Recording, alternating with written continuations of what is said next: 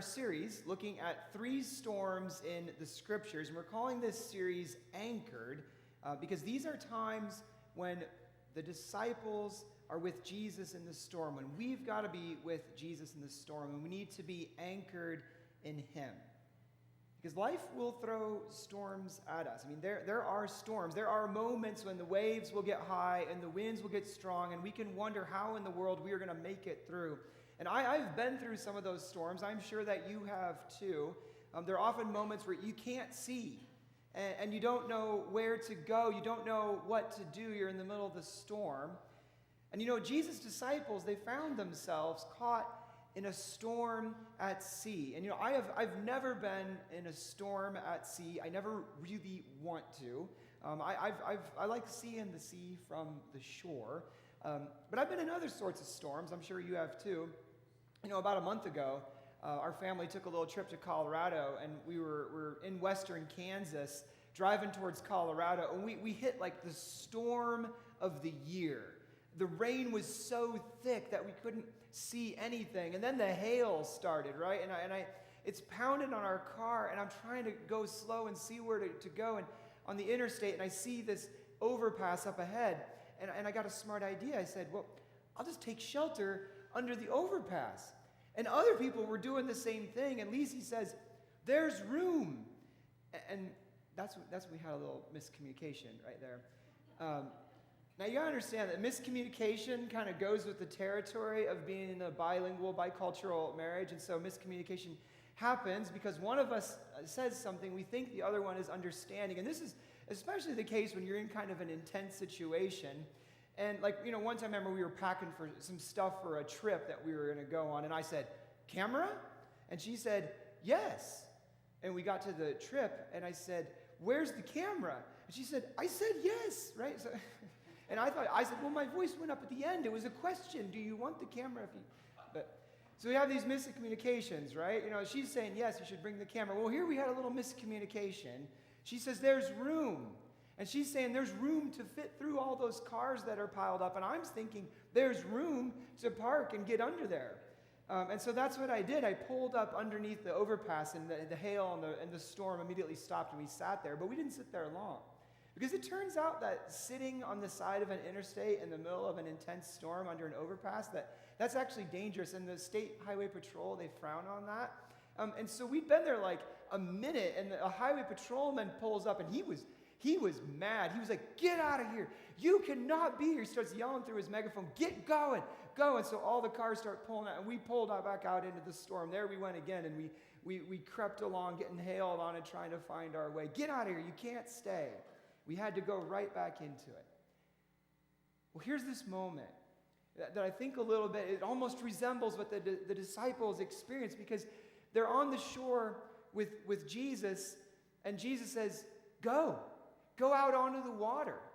And the disciples had to be looking out. They had to have seen that the sky didn't look right for going out on the water, and they had to be thinking like, Jesus, he's going up into the mountain to pray. Like, why are you not coming with us? Why are you telling us to go out there? There had to be this moment where Jesus is saying, you can't stop here. Get back out there. Go. And here's the thing. Sometimes it turns out that Jesus is the one who sends us into the storm. And I want to look at this passage with you all, and you'll see what I'm talking about. You know, the disciples had really just gone through an intense period of time. It was a stressful period. If you look, we're in chapter 6, and if you look back in your Bibles at chapter 6, you'll see some of the stuff that was going on in their lives, because Jesus had sent them out to proclaim the kingdom and to heal the sick. And the disciples, they were seeing all of these miracles and the fruit of the gospel, and they were coming face to face with all sorts of human need. And then John the Baptist gets rounded up and arrested and killed in a truly horrific way. And we read in 631, right, that people were coming and going so that that's the disciples, did not even have a chance to eat. And so Jesus said to them, come with me by yourselves to a quiet place, get some rest. But that doesn't work. right? Everyone who is looking for Jesus immediately comes out into the wilderness, and they find him in this retreat that Jesus had proposed for the disciples. It turns out to be this teaching session where Jesus feeds the crowds with the 5 loaves and the 2 fish and multiplies that. And at the end of it, that's when our passage begins. Immediately Jesus made the disciples, verse 45, he made them get into the boat, go on ahead of him to Bethsaida, and then he dismissed the crowds. So, here's this moment. They're already tired. They've experienced John getting killed. They get caught up again by all the needs of the people, so they're kind of doubly tired. And Jesus is like, row out onto the water. And you kind of get the idea that they were just having this tough time all together, and they get out there, and then the rowing starts to get harder, right? They can't catch a break. That Jesus sends them out of the frying pan into the fire, and he sends them out onto the water, and this breeze picks up. But you got to look carefully at the words here, because it says Jesus, first off, verse 46, he went up on the mountain to pray. In verse 47, the boat was in the middle of the lake.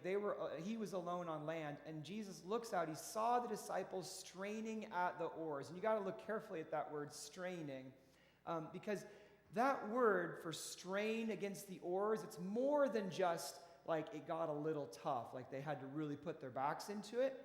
The word for strain there is the same word that's used for torture in some other places in the Bible. So in 2 Maccabees, which is a book in the Apocrypha, there's these stories of how the Jews were tortured in all sorts of terrible ways, and they wouldn't give up their traditional practices and beliefs. That's the same word, right? So they are having a torturous time at the oars. It's that hard.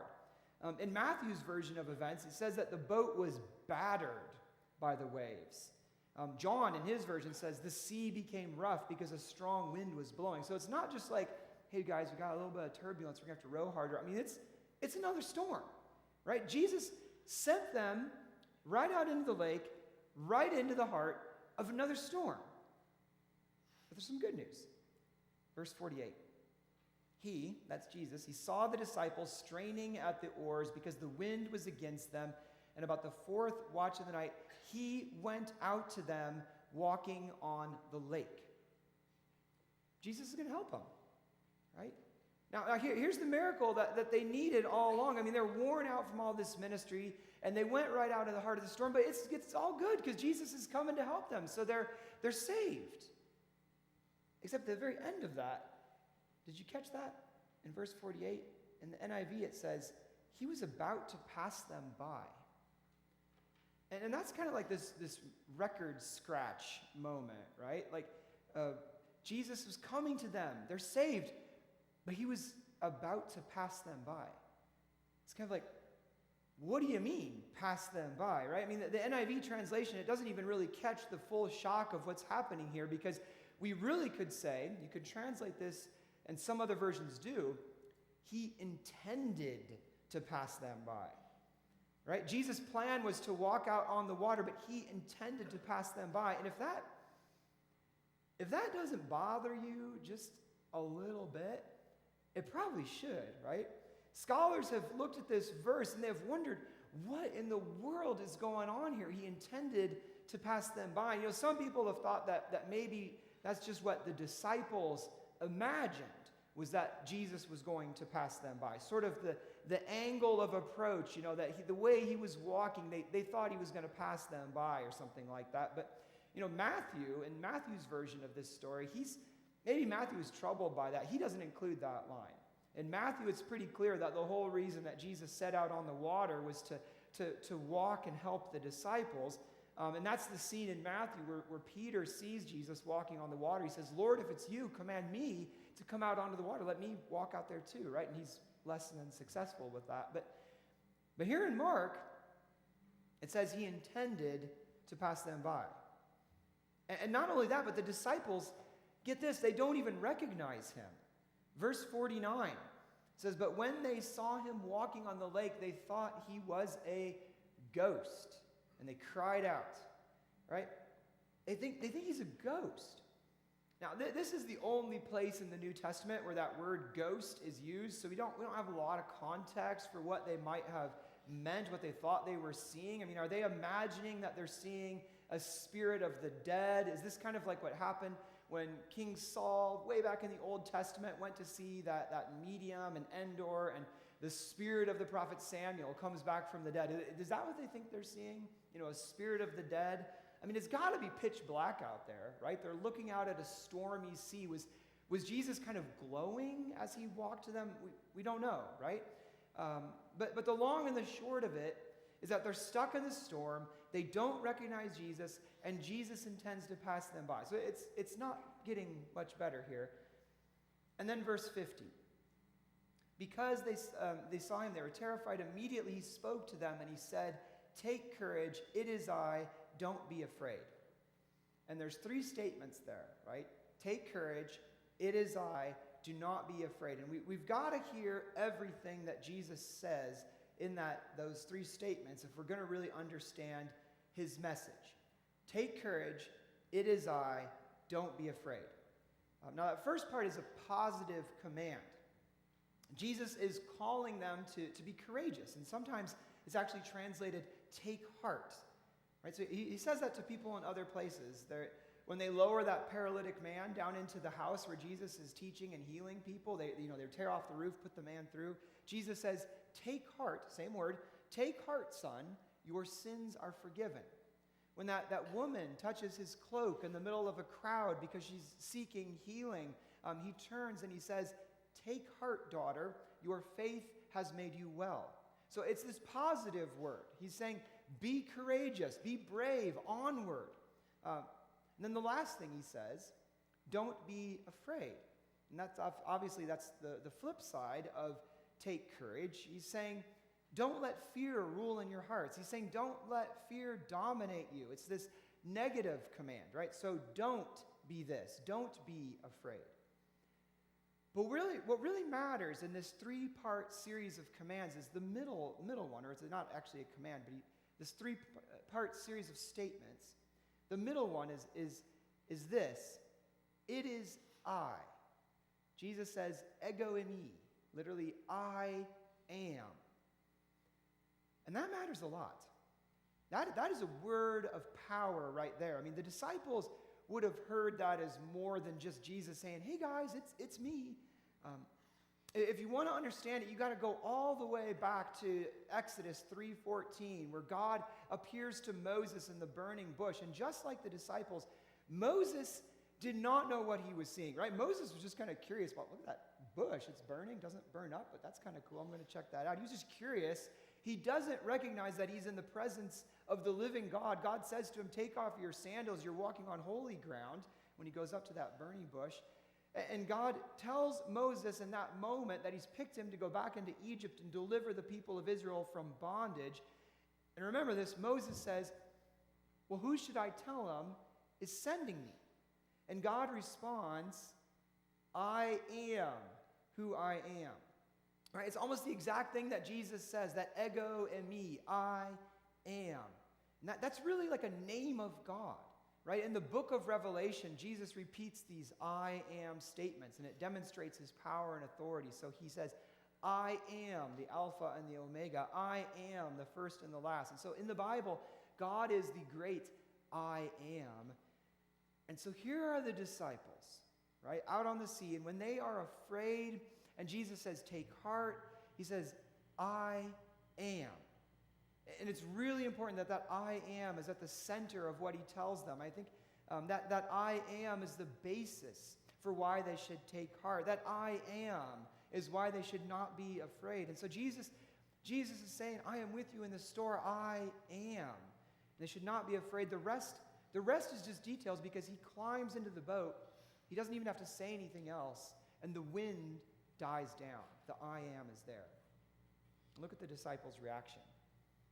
Verse 51 says, the wind died down. They were completely amazed. It's a sort of like, I didn't know he could do that statement, right? Which is a little bit odd if we think about it, because the passage we looked at last week was also from the Gospel of Mark, right before this one. They'd seen him calm a storm before. He said, "Peace, be still," and the waves and the wind died down. So what is amazing them now? Right? Why are they completely amazed? And look at how this passage ends. For they had not understood about the loaves. Their hearts were hardened. Right, there's a little bit of an enigmatic line. Maybe you noticed that, right? It says that their hearts were hardened, for they had not understood about the loaves. Did you catch that?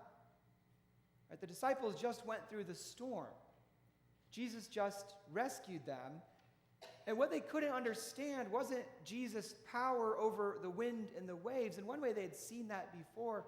It wasn't that Jesus walked on water, at least that's not what we're told. What they couldn't understand was the loaves. What's up with the loaves? I mean, what loaves? What bread? Well, what we've got to remember is that just before this scene, Jesus fed the 5,000. Didn't seem like they had enough, but he took those 5 loaves and he blessed them and broke them and gave them to the people. And by God's divine power, there was more than enough for everyone. And I think that's part of what's going on again here. The disciples are in the storm, and they don't think there's enough. And Jesus shows up, and by God's divine power, there was enough. They are safe. They make it through the storm. But I think it's more than that. There's really a deeper meaning.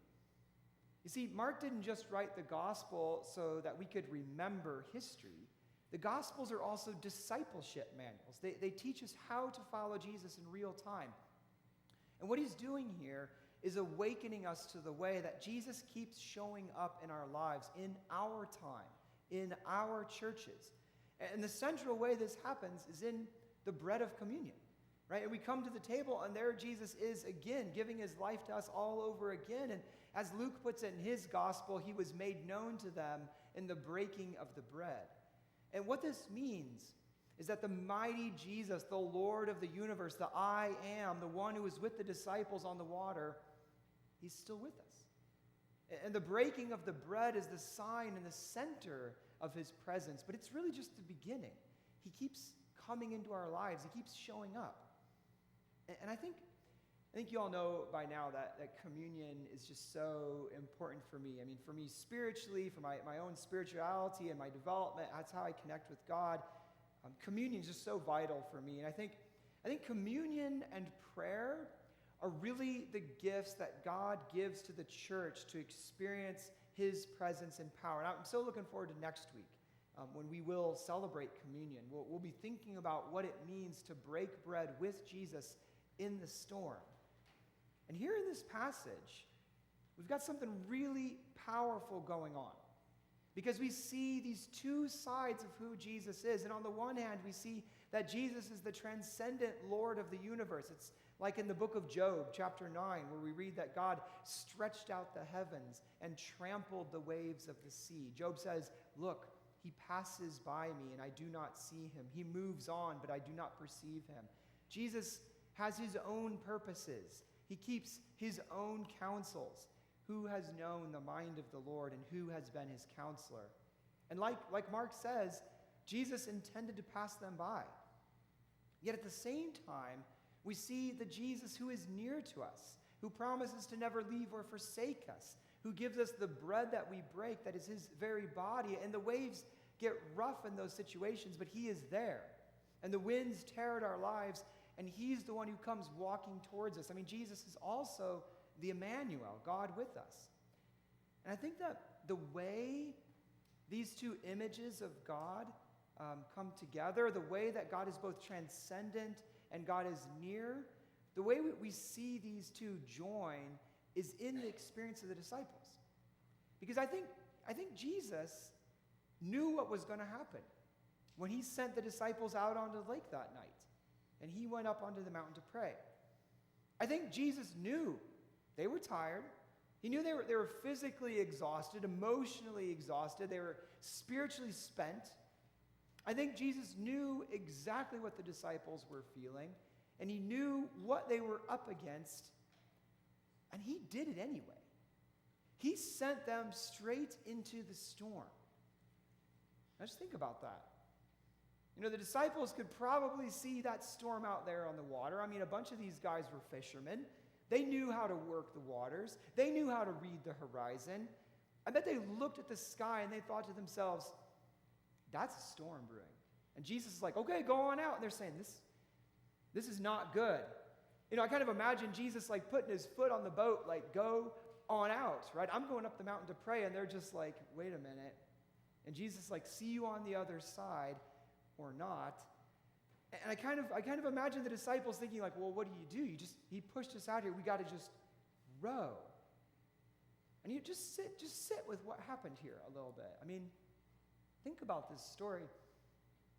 This is kind of a scary story if we're really paying attention to what's going on.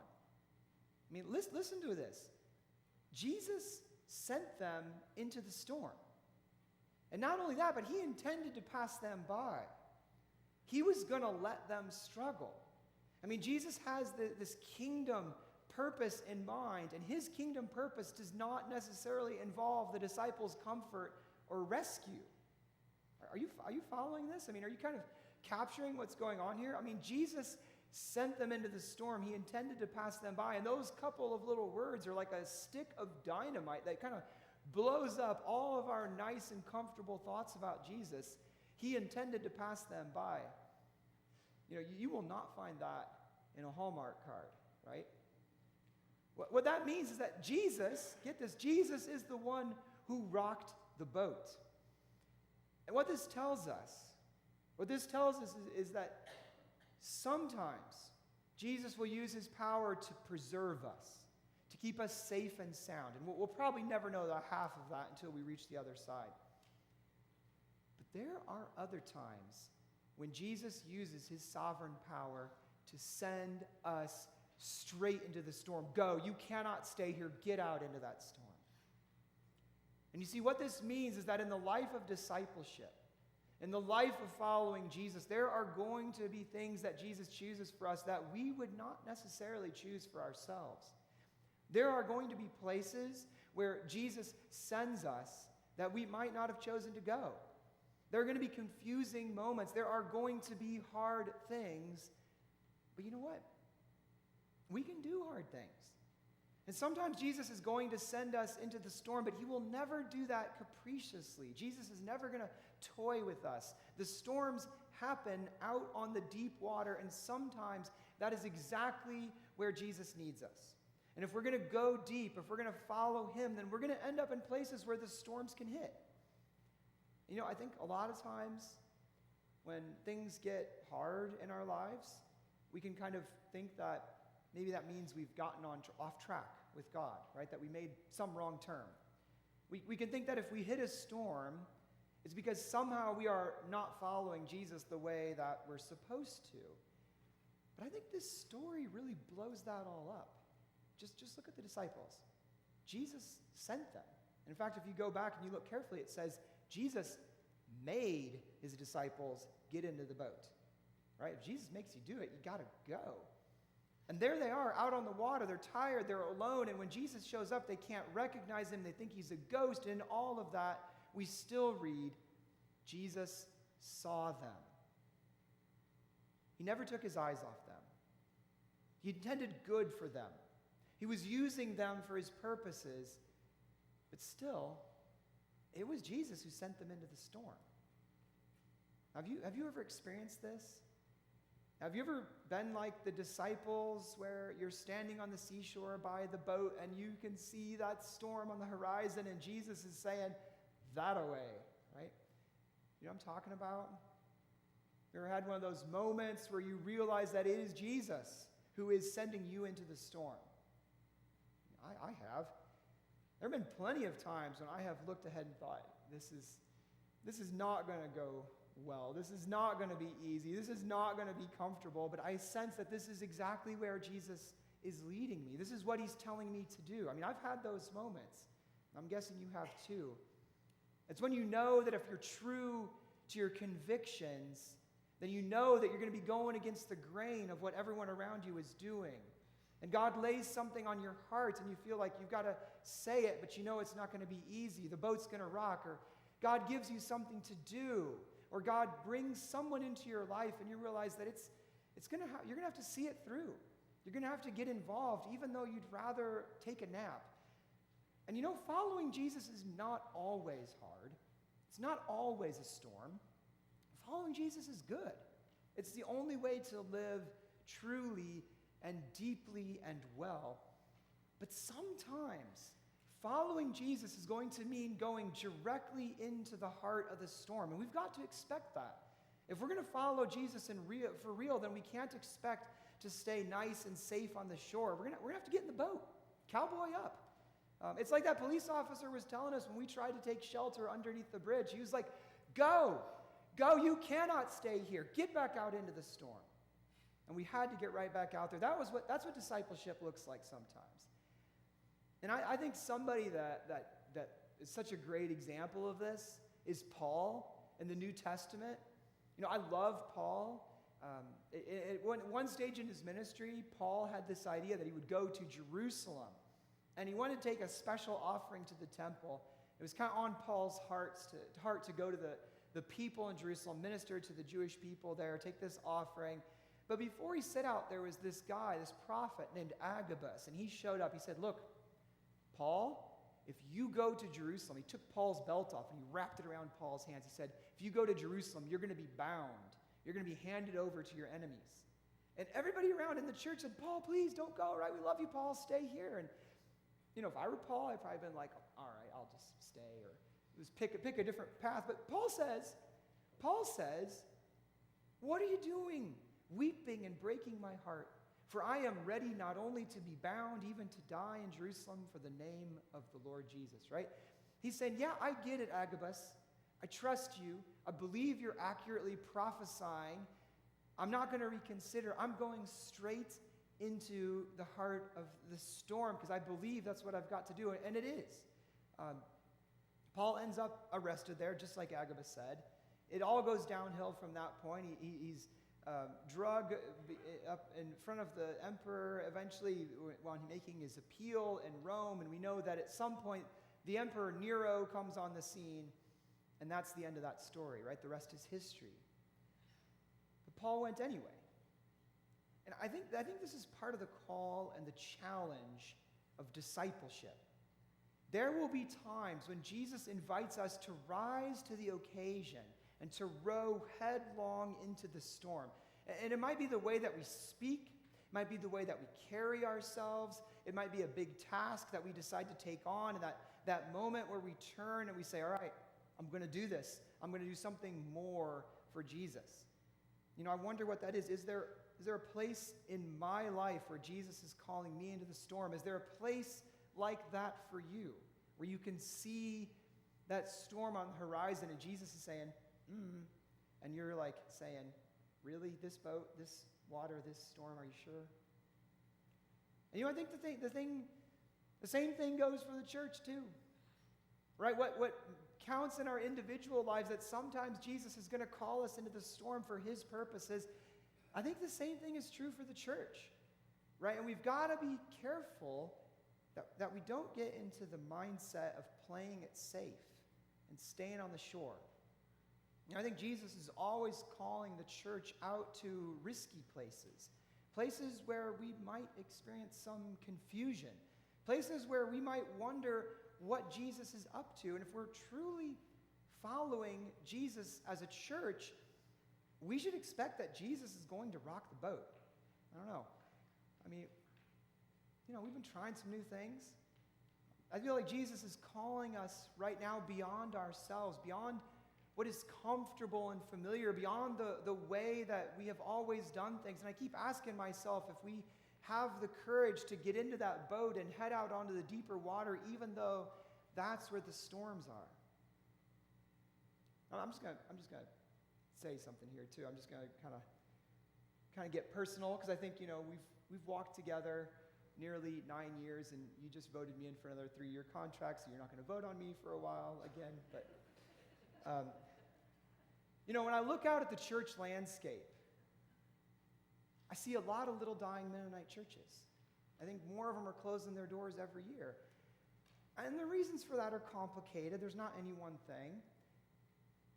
But there's a part of me that wonders if one of the reasons that there are all these little dying Mennonite churches is that we cling so ferociously to the past that we fail sometimes to meet the needs of the community today. And I'm not talking about changing the gospel. We've got to hold fast to the faith once and for all and trust it to the saints. I mean, the gospel never changes.